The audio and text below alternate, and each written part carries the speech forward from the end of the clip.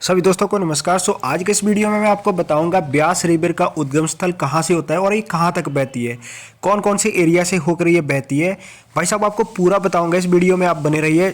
अगर चैनल पर नए हो तो चैनल को सब्सक्राइब कीजिए, और अगर आप मेरे सब्सक्राइबर हो तो please don't forget to share this video. Because भाई देखिए, अभी इस चैनल पर आप जैसे भाई लोगों की बहुत ज़्यादा ज़रूरत है। और इस वीडियो में आपको 3D एनिमेशन की मदद से ये पूरा बताऊंगा कि इसकी हिस्ट्री कहाँ से निकलती है और कहाँ तक ये पहुँचती है, और इसके ब्यास रिवर में कौन कौन सी परियोजनाएं, इलेक्ट्रिसिटी परियोजनाएं कौन कौन सी है, और कौन कौन से डैम इसमें एग्जिस्ट करते हैं, और किस किस सिटी, कौन कौन से डिस्ट्रिक्ट से होकर ये हरिके जो पंजाब में पड़ता है वो कौन कौन से सिटी से क्रॉस होकर पहुँचती है। अब दोस्तों मैं यहाँ पे आपको बताना चाहूँगा कि ब्यास नदी का पुराना नाम अर्जिकिया या बिपाशा था। यह कुल्लू में ब्यास कुंड से निकलती है, और ब्यास कुंड एग्जिस्ट करता है पीर पंजाल जो रेंज है रोहतांग पास में।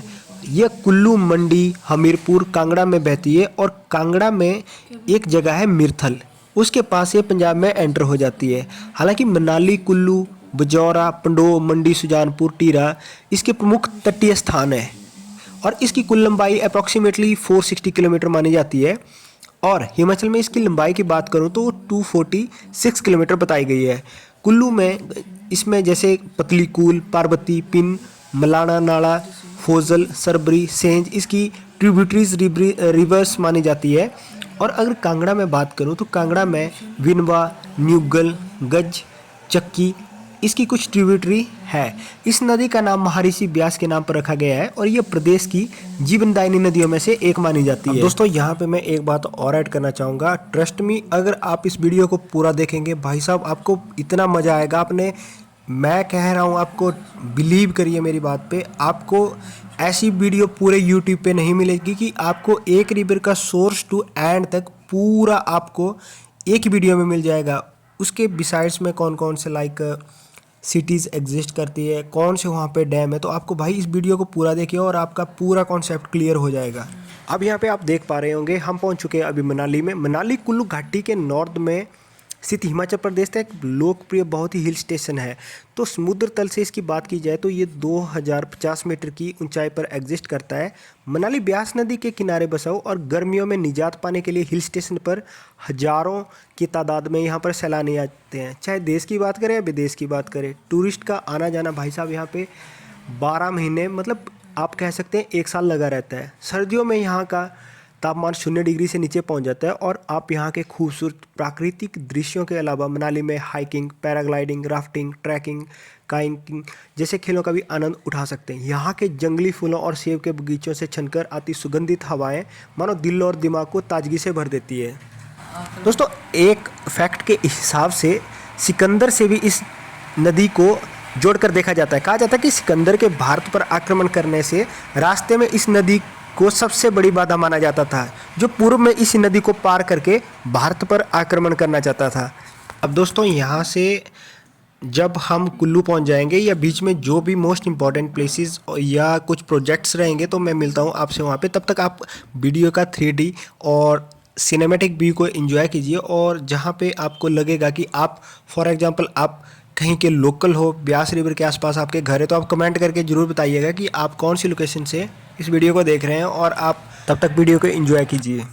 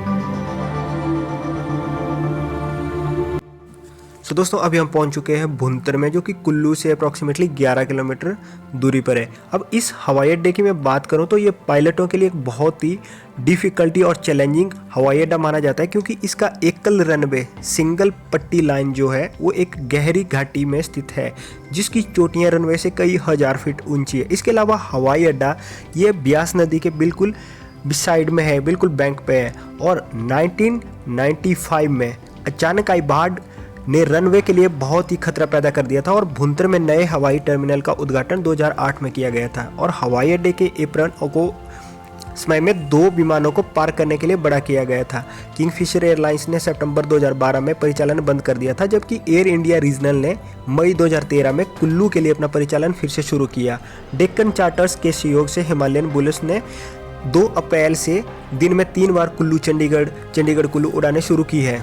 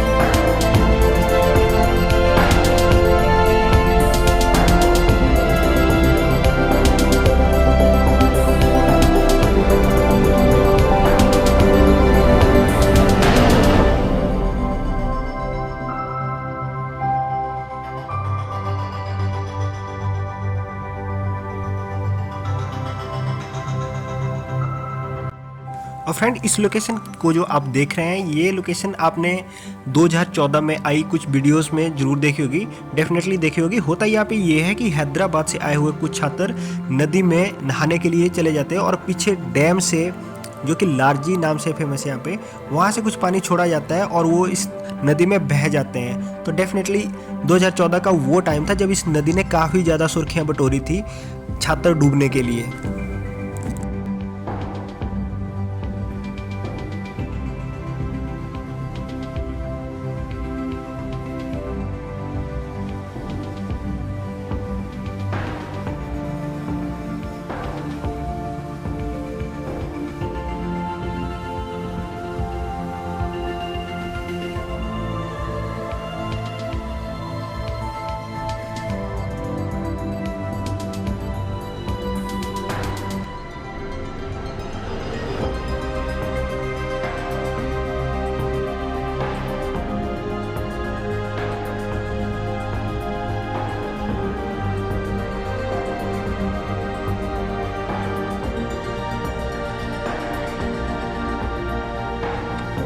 तो दोस्तों फाइनली हम पहुंच गए हैं ब्यास नदी में स्थित पंडोर डैम, जो कि एक आप जिसको कह सकते हैं इंजीनियरिंग चमत्कार है। ना केवल बाढ़ को नियंत्रित करने में बल्कि जल विद्युत ऊर्जा उत्पादन करने में भी महत्वपूर्ण भूमिका निभाता है।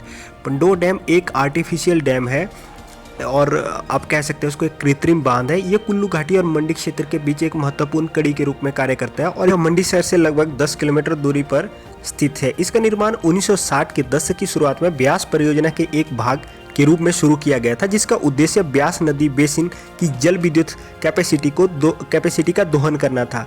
और डैम की बात करूं तो यह 1977 में बनकर तैयार हुआ था। बाढ़ नियंत्रण एवं सिंचाई। बिजली उत्पादन के अलावा पंडोर डैम एक महत्वपूर्ण कार्य करता है बाढ़ नियंत्रण का। हिमाचल प्रदेश में मानसून के मौसम के दौरान अचानक फ्लडिंग और आप कह सकते हैं बाढ़ आने का खतरा तो रहता है, और बांध इन जोखिमों को कम करने के लिए हेल्प करता है। इलेक्ट्रिसिटी प्रोड्यूस करने के अलावा बांध आसपास के क्षेत्रों, सिंचाई और घरेलू डोमेस्टिक यूज़ के लिए पानी उपलब्ध करवाने में महत्वपूर्ण भूमिका निभाता है। पानी का विनियमित प्रवाह लगातार कृषि गतिविधियों को सुनिश्चित करता है और आसपास के समुदायों की दैनिक आवश्यकताओं को भी पूरा करता है।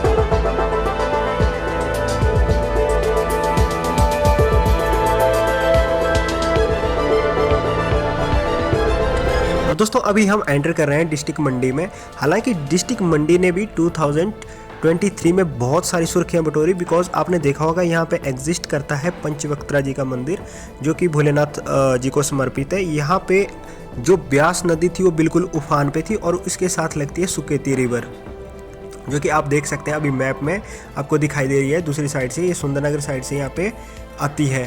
तो अब बात यहाँ पे आती है कि हिमाचल प्रदेश का गठन हुआ था 15 अप्रैल 1948 को, जिसमें 2 रियासतें इन्वॉल्व थी, एक मंडी और दूसरी सुकेत। जब हिमाचल प्रदेश राज्य अस्तित्व में आया, जिले के गठन के बाद इसके कई आधिकारिक क्षेत्र में कुछ खास परिवर्तन नहीं देखा गया और मंडी और सुकेत के प्रमुखों को बंगाल के शिव राजवंश के राजपूतों की चंद्रवंशी रेखा के आम पूर्वज से कहा जाता है और वे महाभारत के पांडवों से अपना वंश का दावा करते हैं।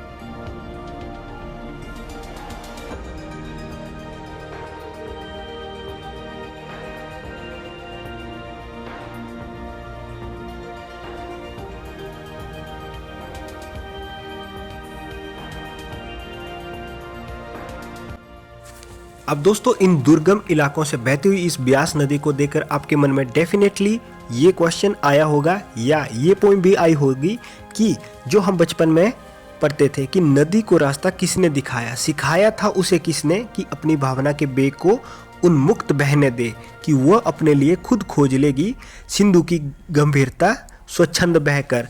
हम पूछते आए युगों से और सुनते भी युगों से आ रहे हैं उत्तर नदी का। मुझे कोई कभी आया नहीं था राह दिखलाने, बनाया मार्ग कैसे आप ही अपना। ढकेला था शिलाओं को गिरी निर्भीकता से मैं कई ऊंचे प्रपातों से, वनों में कंदराओं में भटकती भूलती मैं फूलती उत्साह से प्रत्येक बाधा विघ्न को ठोकर लगाकर ठेल कर बढ़ती गई आगे निरंतर एक तट को दूसरे से दूर द्रत करती। बड़ी संपन्नता के और अपने दूर दूर तक फैले साम्राज्य के अनुरूप गति को मंद कर जहां सागर खड़ा था फेन की माला लिए मेरी प्रतीक्षा में, यही इतिव्रत मेरा मार्ग मैंने आप ही बनाया, मगर भूमि का है दावा कि उसने अपने आप ही बनाया था नदी का मार्ग, उसने ही चलाया था नदी को फिर जहाँ जैसे जिधर चाहा शिलाएं सामने कर दी जहाँ वह चाहती थी। रास्ता बदले नहीं जरा मुड़े बाएं या दाहिने होकर निकल जाए, स्वयं नीची हुई गति में नदी के वेग लाने के लिए बनी समतल जहाँ चाहा कि उसकी चाल धीमी हो। अब हम पहुँच गए हैं डिस्ट्रिक्ट मंडी के तहसील धर्मपुर के आसपास के रास्तों में। अब यहाँ पे आसपास के घने जंगल और बीच से बह रही है ब्यास नदी। तो अब हम एंटर करेंगे मिनी हरिद्वार, और जिसको लघु हरिद्वार भी कहा जाता है। ये बहुत ही फेमस है डिस्ट्रिक्ट मंडी में और इस जगह का नाम है कांडापतन। तो अभी मैं आपको दिखाता हूँ कि कांडापतन यहाँ से कैसा दिखता है और वहाँ पे ये नदी कितनी ज़्यादा स्प्रेड हो जाती है।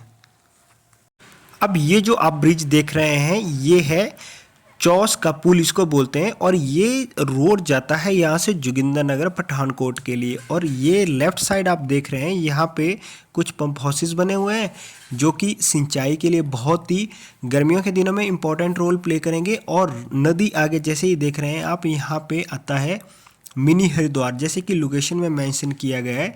यहाँ पे एक बहुत बड़ा शमशान घाट है जो कि आसपास के अप्रॉक्सीमेटली 40 किलोमीटर एरियाज़ को कवर करता है। और यहाँ पे जो सबसे अच्छी देखने वाली चीज़ है वो है यहाँ पे शिव मंदिर, और यहाँ पे बहुत दूर दूर से लोग स्नान करने के लिए आते हैं। और इसी के साथ यहाँ पे मिलती है सोनखंड जो कि आती है धर्मपुर साइड से, और ये मिलती है बिल्कुल इस मेन पॉइंट पे ब्यास नदी के साथ। तो यहाँ से ब्यास नदी थोड़ा और स्प्रेड हो जाती है और यहाँ से एंटर करेगी ये संधोल की तरफ।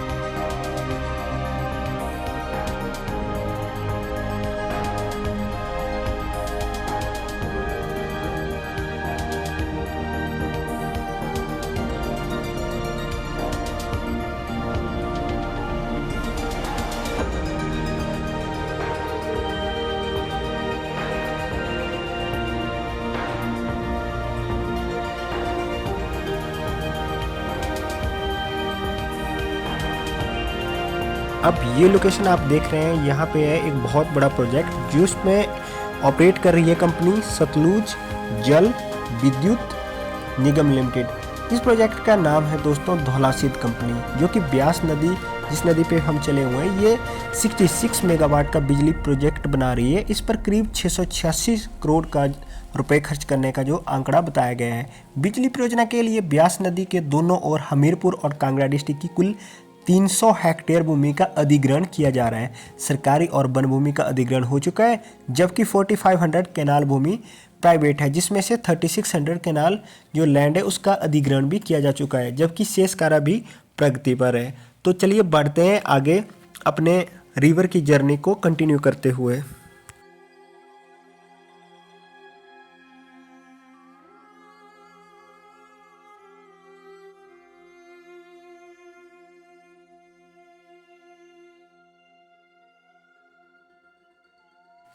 अब दोस्तों यहाँ पे हम हैं अभी डिस्ट्रिक्ट कांगड़ा में।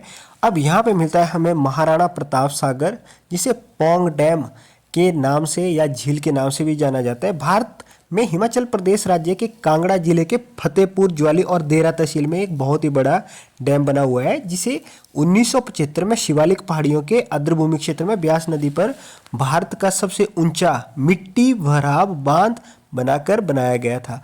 महाराणा प्रताप, जो कि 1540 से 1597 जिनका जन्म बताया जाता है, वो उसके नाम पे ये जलाशय झील एक प्रसिद्ध वन्यजीव अभयारण्य और रामसर कॉन्वेंशन द्वारा भारत में घोषित 49 अंतर्राष्ट्रीय आर्द्रभूमि स्थलों में से एक है। जलाशय 24,529 हेक्टेयर यानी कि 60,610 एकड़ क्षेत्र को कवर करता है और यह बहुत ही हिमाचल में बहुत ही फेमस है और हिमालय की तलहटी में मछली पकड़ने के लिए सबसे महत्वपूर्ण जलाशय है।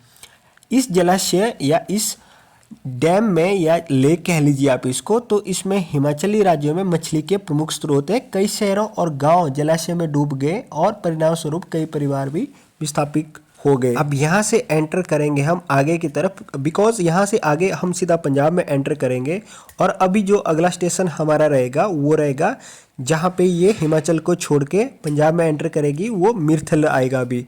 तो चलिए मिलते हैं आपसे थोड़ी देर में, तब तक आप सिनेमैटिक व्यूज़ को एंजॉय कीजिए और बताइए कि आप कौन सी लोकेशन से बिलोंग करते हैं।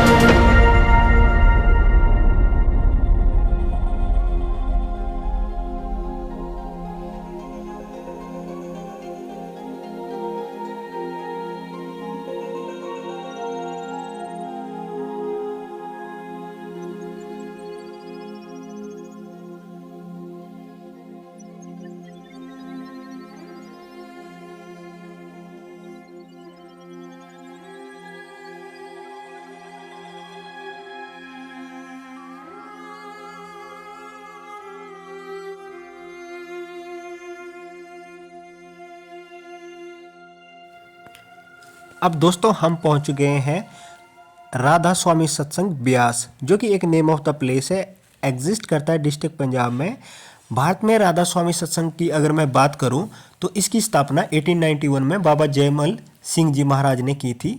सेठ शिव दयाल सिंह जी महाराज ने 1856 में बाबा जयमल सिंह जी महाराज को दीक्षा दी थी और जो ब्यास नदी के तट पर कई दिनों तक ध्यान करने लगे और 1889 में अपनी नौकरी से रिटायर होने के बाद उन्होंने यहाँ लोगों को दीक्षा देना शुरू कर दिया था। तो यहाँ पे बहुत ही बड़ा एरिया ये फैला हुआ है, जो कि आप देख सकते हैं वीडियोस में। आपको डेफिनेटली वीडियो पसंद भी आ रही होगी।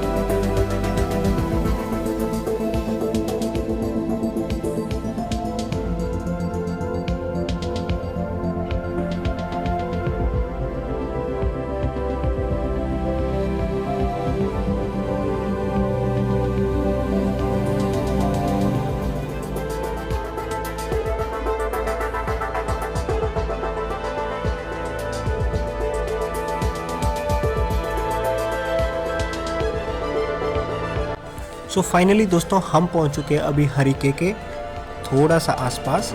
और अगर मैं बात करूं सतलुज, तो वो रिवर भी यहीं पे मिलती है ब्यास के साथ। और सतलुज और ब्यास नदियों के संगम के निकट यह बैराज जो है 1952 में हरिके जो जगह है यहाँ पे, इसमें अस्तित्व पे आया। हरिक परिस्थिति तंत्र 285 वर्ग में फैला हुआ है, जो पौधों और जीवों की असंख्य प्रजातियों के लिए महत्वपूर्ण एडोब है।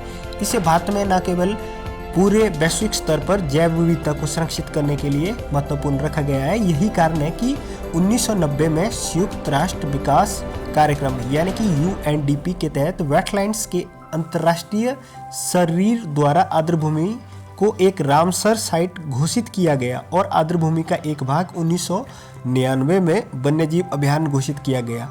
यह प्रसिद्ध हरिके झील पंजाब के एक लोकप्रिय पर्यटन स्थल के रूप में पर्यटकों के बीच भी उभर रही है। तो फ्रेंड्स, यहाँ पे रिवर मिल चुकी है सतलुज के साथ। अब यहाँ से ये जर्नी स्टार्ट करेगी पाकिस्तान के लिए, पाकिस्तान से जाएगी अरबियन सी में। सो अगर आपको वीडियो अच्छी लगी है तो प्लीज़ कमेंट करके ज़रूर बताइएगा। Thank you.